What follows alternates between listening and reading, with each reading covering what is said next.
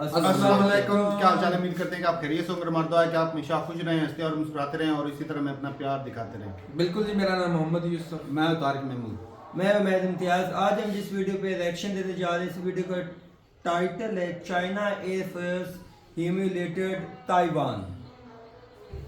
तो भाई चाइना का एयर फोर्स जो है वो यानी कि फाइटर जेट है वो लॉक कर लिया गया है? ताइवान की तरफ से।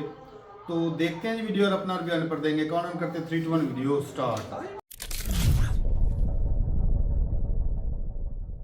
नमस्कार, वेलकम टू करियर 247। मैं हूं प्रशांत धवन। नाउ रिसेंटली ये वीडियो चाइना की मिलिट्री ने करी है रिलीज। इस वीडियो में आप देखोगे चाइना अपनी एयरफोर्स, अपनी आर्मी, अपनी नेवी को दुनिया के सामने प्रेजेंट करेगा एक बहुत ज़्यादा स्ट्रॉन्ग फोर्स के रूप में। और यहाँ पे चाइना का मैसेज ये है कि ताइवान को कब्जाने के लिए ये तैयार है। ये विजुअल्स हैं चाइना की मिलिट्री एक्सरसाइज जस्टिस मिशन 2025 के। इस एक्सरसाइज के अंडर चाइना की मिलिट्री ने ताइवान को हर तरफ से घेर लिया है और इस तरीके से मिसाइल बरसा के, लगातार मिसाइल्स बरसा के, अपनी एयरफोर्स के मनूवर्स करके चाइना बेसिकली एक मैसेज भेजना चाहता है दुनिया को कि कभी भी ये ताइवान पे आक्रमण कर सकते हैं। और बिलीव मी, डोनाल्ड ट्रंप का जो भ्रम है कि शी जिनपिंग ने इनको ये वादा किया है कि जब तक ट्रंप पावर में होंगे ये ताइवान पे अटैक नहीं करेंगे, that is absolutely baseless. Taiwan most probably लग रहा है कि ट्रंप अपने टेन्योर में ही गवा देंगे। नाउ ये जो आप देख पाओगे इस तरीके से ताइवान के आसपास जो वाटर्स हैं वहाँ पर चाइना मिसाइल्स गिर रहा है। काफ़ी जगह ये लोग अपनी मिसाइल्स, बॉम्ब्स, इनकी स्ट्रेंथ दिखा रहे हैं कि चाइना कल को कितना डैमेज कर सकता है। ये आप एक तरीके से ये भी कह सकते हैं बाकी कंट्रीज़ को एक मैसेज है कि जब हम ताइवान को कब्जा रहे होंगे तब उस वक्त यूएसए के कहने पर या फिर किसी और कंट्री के कहने पर चाइना की मिलिट्री के अगेंस्ट एक्शन लिया तो आप लोग इस चीज़ के सामने खड़े होंगे। तो चाइना बेसिकली अपनी तरफ से ये मिलिट्री विजुअल्स दुनिया के सामने प्रेजेंट कर रहा था, मगर तभी एक बहुत ज़्यादा एम्बैरेसिंग मोमेंट चाइना के लिए आ गई जो ताइवान की सरकार आज के समय कर रही है हाईलाइट। ये इधर आप देख पाओगे, ये जो इमेज है ना, ये चाइना ने अपने सोशल मीडिया में हर जगह से ब्लैकआउट कर दी है क्योंकि ये इमेज एक्सपोज कर देती है चाइनीज़ एयरफोर्स की नाकामयाबी। बेसिकली चाइना एक बहुत बड़ा युद्ध अभ्यास जो ये कर रहा था ताइवान को धमकाने के लिए। इसी बीच क्या होता है कि यूएसए द्वारा दिया गया जो F-16 वाइपर फाइटर जेट है ये ताइवान से टेक ऑफ कर लेता है और जो ये F-16 फाइटर जेट है ये लॉक इन कर देता है चाइना के J-16 फाइटर जेट पे। जी हाँ, चाइना का एक फाइटर जेट है जिसका नाम है J-16। इनका काफ़ी एक अत्याधुनिक फाइटर जेट है। चाइना कहता है कि इसको ट्रैक कर पाना बड़ा मुश्किल है, इसमें बहुत सारे फीचर्स हैं, ये जैम कर देता है वगैरह। बट ये जो लॉक किया है ना यहाँ पर ताइवान के फाइटर जेट ने चाइना के फाइटर जेट को, इससे पहली बात तो एक बात क्लियर हो जाती है कि चाइना की एयरफोर्स को पता नहीं लगता कि इनके जो फाइटर जेट हैं कब लॉक हो चुके हैं। और दूसरी बात, F-16 वाइपर जो बहुत ही पुराना फाइटर जेट है, वैसा फाइटर जेट भी चाइनीज एयरफोर्स के जेट्स को लॉक कर सकता है। बस एक बटन दबाने की देर थी। अगर ताइवान का फाइटर जेट ये कर लेता तो सीधा ये जो चाइना का फाइटर जेट है ये शूट डाउन हो जाता। चाइना के लिए एक बहुत बड़ी, मैं कहूँगा इवन बिगर, एक एम्बैरेसिंग मोमेंट होती। और quite honestly as an Indian मेरा ये मानना है कि हमारे लिए बहुत कुछ सीखने को है ताइवान के नैरेटिव वॉरफेयर से। आप देखोगे इंस्टाग्राम पर, ट्विटर पे ये लोग इस टाइप की वीडियो शेयर कर रहे हैं। ये ताइवानीज मिलिट्री है, ये यहाँ पर शेयर कर रहे हैं कि इनकी जो ये कोस्ट गार्ड है, जो इनकी नेवी है, जो इनकी एयरफोर्स है, ये तैयार है। और ये ताइवानीज एयरफोर्स के जो फाइटर जेट है ये आपको दिख रहे हैं। और यहाँ पे आप देख पाओगे ये इमेज इन्होंने रिलीज करी है, ये चाइना का एयरक्राफ्ट है, इसे लॉक इन करके रखा है। ये इमेज रिलीज करना और जो ये बॉक्स यहाँ पे बना हुआ है ना, ये पूरी दुनिया को क्लियर मैसेज भेजता है कि चाइना के एक नहीं, दो नहीं, बहुत सारे एयरक्राफ्ट्स ताइवान शूट डाउन करना शुरू कर देता अगर ये चाहते। ये सारे एयरक्राफ्ट्स को इन लोगों ने लॉक कर दिया था। यहाँ पे आप देख पाएंगे इसके बारे में डिटेल्ड इंफॉर्मेशन ये लोग कॉन्स्टेंटली पब्लिश कर रहे हैं। और ताइवान की सरकार ने, इनकी मिलिट्री ने पूरे देश को ये मैसेज भेजा है कि study A mindset and A posture. इस वक्त ताइवान बिल्कुल स्टडी है और कल को अगर कोई भी रिएक्शन आता है चाइना की तरफ से, ताइवान उसको रिस्पॉन्ड करने के लिए तैयार है ना। अगेन देखिए, आप अगर मुझसे पूछे ताइवान चाइना की वॉर में कौन जीतेगा, ऑब्वियसली चाइना जीतेगा। बट क्वेश्चन यहाँ पर यही आता है कि जिस तरीके से रशिया फंस चुका है यूक्रेन में। क्या चाइना कई सालों तक इसी तरीके से फंस सकता है ताइवान में? इसके चांसेस काफ़ी कम है, क्योंकि चाइना ताइवान के बीच में कॉन्फ्लिक्ट्स इससे पहले हो चुकी है। कुछ दिनों तक चलती है ये कॉन्फ्लिक्ट्स, उसके बाद चाइना पीछे हो जाता है। इस बार देखना ये होगा कि क्या चाइना कब्जा करने का प्रयास करेगा या नहीं ताइवान पर। बाय द वे, जो ये वीडियोस मैं देख रहा हूं, इधर आप देख पाओगे, stay study respond with composer, ये इस वक्त ताइवान में आपको हेडलाइन मिलेगी।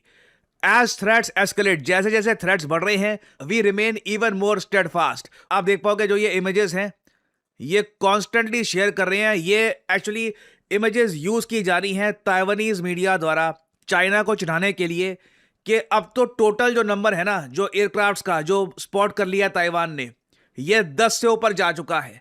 अगर ताइवान की एयरफोर्स चाहती तो इनिशियली हैवी लॉसेस पहुंचा सकती थी चाइना को। और अगेन, इससे ना हमें भी एक सीख ये मिलती है कि ये होती है नैरेटिव वॉरफेयर।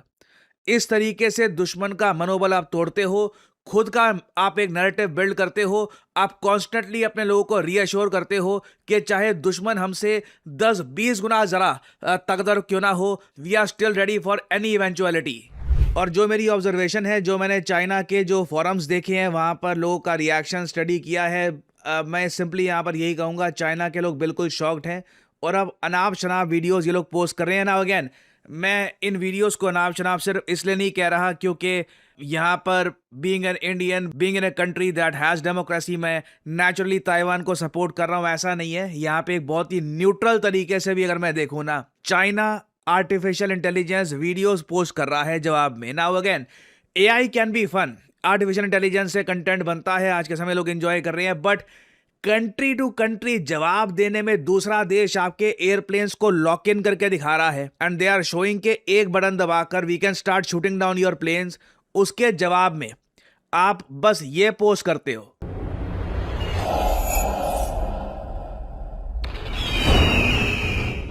ना आप लोग समझ सकते हैं कि एक ईगल कभी भी ड्रोन बनता नहीं है। Obviously all this is AI.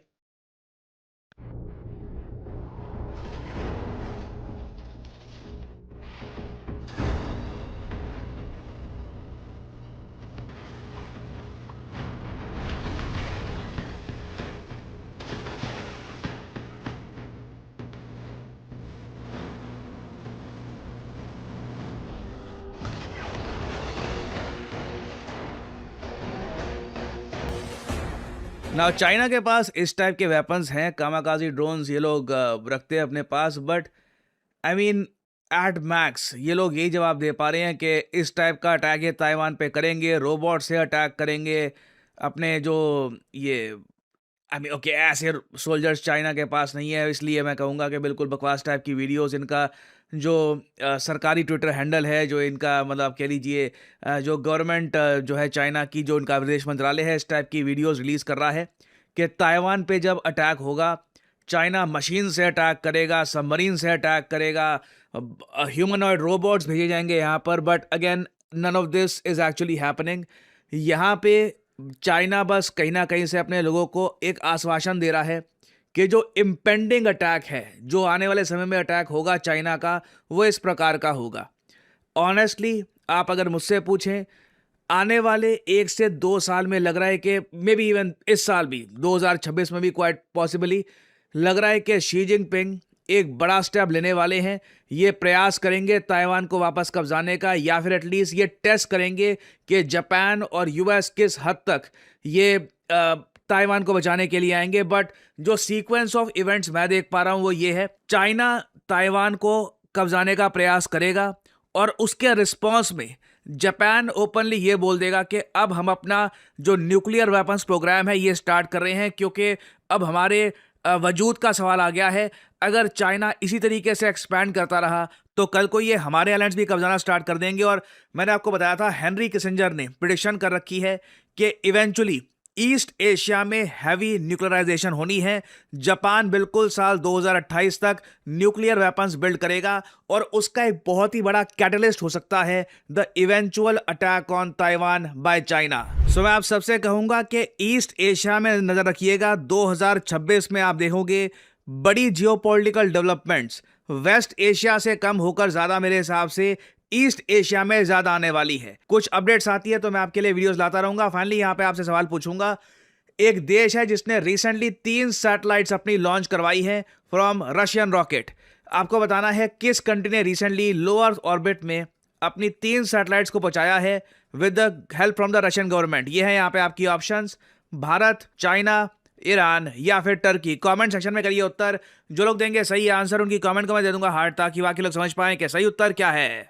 अगर साल 2026 में खुद को आप अपस्किल नहीं करते तो आप पीछे रह जाएंगे। अपस्किल का मतलब सिंपली ये है कि आपके पास एक स्किल होनी चाहिए, चाहे डेटा एनालिटिक्स में, डेटा साइंस में, जनरेटिव एआई के आप मास्टर हैं, या फिर कहीं ना कहीं आपके रिज्यूमे में दिखना चाहिए कि यह आदमी सीधा बस ग्रेजुएशन करके नौकरी ढूंढने के लिए नहीं आया है, ये आदमी स्किल पोजेस करता है, तभी आपको नौकरी मिल पाएगी। ये एक ब्रूटल ऑनेस्ट ट्रुथ है। परहैप्स सबसे बेहतरीन एडवाइस जो आपको आज के समय मिल सकती है वो यही है कि खुद में निवेश करिए और खुद को अपस्किल करिए। कंपनीज को डिग्रीज नहीं चाहिए, वो डिग्रीज उनको पता है हर जगह मिलेगी। हर एक आदमी जो नौकरी ढूंढने के लिए आ रहा है उसके पास एक डिग्री है। क्वेश्चन यहाँ पर यह आता है कि वो आदमी क्या जेन्युइनली कंपनी के लिए हेल्पफुल है, क्या वो डेटा समझ सकता है, क्या वो एनालिटिक्स समझ सकता है, क्या उसकी डिसीजन मेकिंग अच्छी है। और यही जो इन डिमांड स्किल्स हैं यही इवेंचुअली एक आदमी को नौकरी तक पहुंचाएंगी। और साल 2026 में भारत में मैं आपको बता दूं बहुत सारी नौकरी आने वाली है रिगार्डिंग डेटा। और इन जॉब्स के लिए अगर आपको खुद को करना है प्रिपेयर,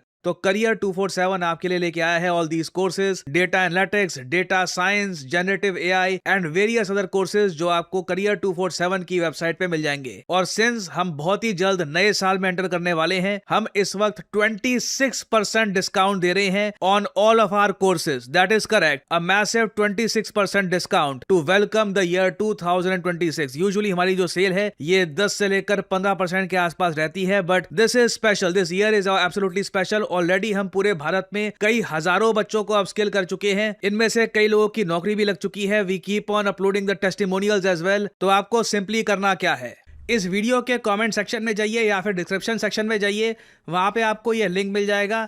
लिंक पर करिए क्लिक, यहां पे अपना नाम डालिए, email ID, number, discount code obviously यहां पर डालिए PG10, ताकि आपको डिस्काउंटेड प्राइस में ये कोड ऑफर हो।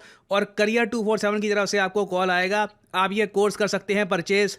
The whole process is very smooth and very easy और आपकी लाइव क्लासेस शुरू हो जाएंगी। चलें जी, वीडियो खत्म होगी। बड़ी इंटरेस्टिंग थी वीडियो।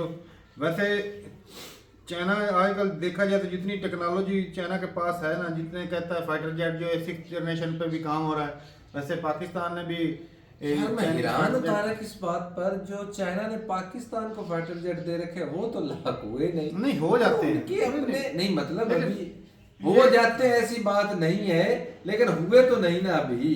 ये जब जिस तरह ताइवान हाल में ऑपरेशन सिंदूर के दौरान पाकिस्तान ने भी इंडिया के फाइटर जेट जो है वो लॉक कर लिए थे। और मैं जब सुन रहा था ना पाकिस्तान के जो एयर वो क्या नाम था उस बंदे का जो ब्रीफिंग देता था एयरफोर्स की, तो वो बता रहे थे कि उन्होंने बकायदा ऑडियो भी एयर फील्ड मार्शल का नाम अब मुझे ज़हन से भूल रहा है, लेकिन चलो जो भी है, वो बता रहे थे कि भाई उन्होंने इंडिया के कई फाइटर जेट जो है लॉक किए, 9 किए थे 9, और भाई काफी कई लॉक करने के बावजूद भी उनको टारगेट नहीं किया गया।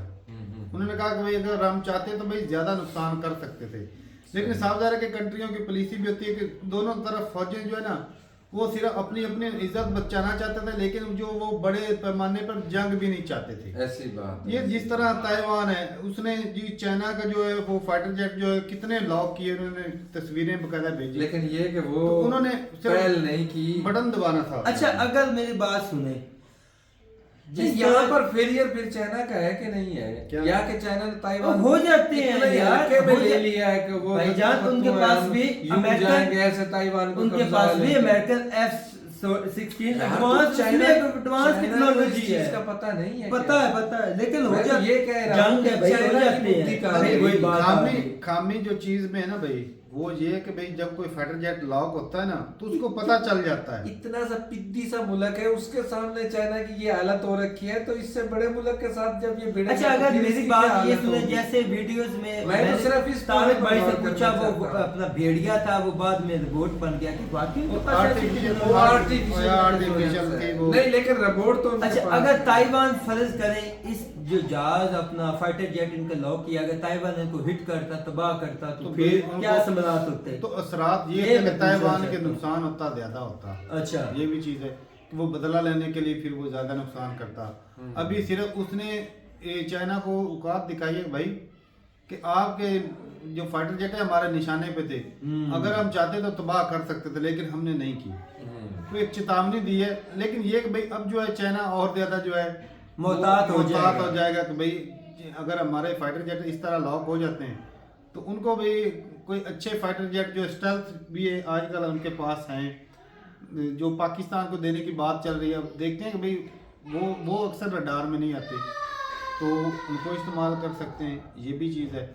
बाकी अगर देखा जाए तो भाई ताइवान जो है ना वो छोटा सा कंट्री है, अगर या कि फिर चाइना ने इसमें चाल चली है कि उनको झांसा देते हैं। या तो ये पिछले अच्छा, ना- एक मिनट जो वो- बाइडेन के दौर से वो- जो बाइडेन के टाइम से भाई सब सुन रहे थे अभी अटैक कर देगा, अभी अटैक, किया उनको नहीं। यकीन माने ये डरा के ही रखा हुआ है। पर ये चाइना ने चाइना हाँ, चाइना नहीं, शायद हमें- अमेरिका वाली पुलिस ने अख्तियार करना चाहता हो कि हम पर अटैक पहले ताइवान की तरफ करे से। तो हम फिर कर ये- फिर जवाबी कार्रवाई में ये- हम उसको कब्जा ही लें। हो भी सकता है। आप इस तरफ भी आए ना, ये भी एंगल है, जैसे अमेरिका करता है। मैं ना एक सिंपल सी बात बताऊं, चाइना अटैक नहीं करेगा। मैं एक बात वो कह दूं, वो चाहता होगा कि पहले ये हमारा फाइटर जेट इस रेंज में आए, ये फाइटर जेट ये पे गिराए। अटैक करे। नहीं अमेरिकन तो यही पॉलिसी है ना, आपको शुरू से पता है। सिंपल सी बात है कि अटैक करना इतना आसान नहीं, सिर्फ ये डरावा पैदा कर रहे हैं।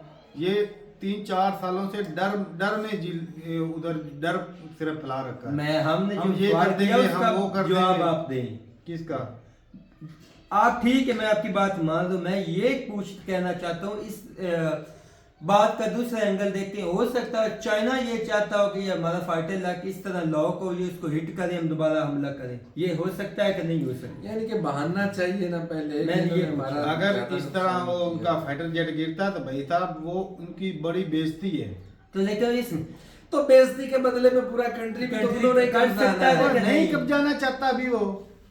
अभी तो नहीं ना, कब्जा सकता यार, है हम कि तो एक नहीं? मिसाल के अच्छा तौर एक पर कह मिसाल रहे के हैं। ताइवान के सपोर्ट में अभी सारा यूरोप खड़ा हुआ है, मतलब ताइवान अमेरिका खड़ा हुआ है, उसके इधर बेस भी होने पक्की बात है ये अमेरिका के। हथियार अमेरिका के इस्तेमाल अच्छा, हो रहे हैं, तो बेसिस तो सिंपल सी बात है कि भाई चाइना जो है एक इकोनॉमी की भी चीज होती है, इकोनॉमी की दुनिया में उसकी एक्सपोर्ट बहुत ज्यादा है।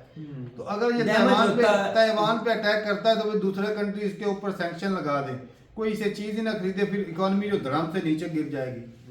ये भी तो चीज देखो, सारी हो चीजें सकता देखी है जाती हैं। मैं ये कंसर्न यही लग रहा है तो आपकी भाई बातों से। इकोनॉमी पहले है भाई, बाकी चीजें बाद में। अभी इसको तो सिर्फ मैं कहता हूँ कम से कम 10-15 साल तो ये नहीं करने वाला। छोटी मोटी झड़प कर सकता है, लेकिन जो है कब्जा मुकम्मल तौर पे नहीं करने वाला, ये हकीकत बात है। अच्छा, अगर करना चाहे तो कर सकता है।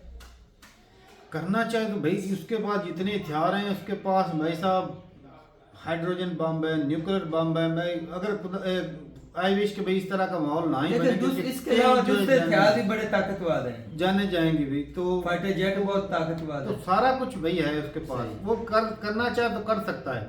लेकिन ये भाई अगर ताइवान का नुकसान होता है तो भाई ताइवान के पास भी कई टेक्नोलॉजीज हैं, वो भी जब चाइना पे अटैक करेगा तो चाइना का भी लॉस होना है। अच्छा, इस ऐसा आप- नहीं कि भाई एक तरफा होनी, आपकी बातों से उनके ये पास भी है। आपकी बातों से ये भी लग रहा है कि यूरोप और अमेरिका चाहता है कि चाइना जंग में उलझे, ताकि ये- इकोनॉमी जो डैमेज हो।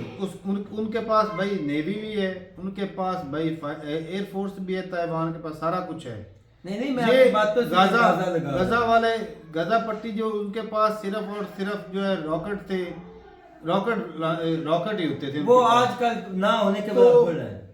वो भाई साहब इतना अरसा निकाल गए, वो इजराइल के पास दुनिया भर की टेक्नोलॉजी, उसको इतना कब्जा करने में इतना टाइम लग गया। तो ताइवान तो भाई बहुत बड़ा कंट्री है, ये भी तो देखो। नहीं मैंने ये बोला है कि मैं आपकी बातों से ये मुझे लग रहा है कि यूरोप अमेरिका ये चाहता है कि ये चाइना जंग में उलझे, उनकी ये ख्वाहिश है उनकी, और इनकी इकोनॉमी डैमेज हो। वो तो चाहता है कि ये हाँ। पूरा खित्ता ही जंग में उलझ जाए। सही बात। रशिया को उलझा के रखा हुआ इतना अरसा, रशिया काफी कमजोर हुआ है उससे। उसकी कई खामियां लोगों को दिखी है। S-400 भी तबाह हुआ है भाई, रशिया का खुद हुआ है भाई। और जहाँ पर जो व्लादिमीर पुतिन जो दुनिया का सुपर पावर कंट्री है अब हथियारों में, उसके घर पे अगर अटैक हो सकता है तो भाई कुछ कुछ भी हो सकता अच्छी बात। है। तो ठीक है भाई, अपनी राय जरूर बताएगा कमेंट सेक्शन में। मिलते नहीं वीडियो के साथ, तब तक के लिए इजाजत दें। है। अल्लाह अल्लाह हाफिज।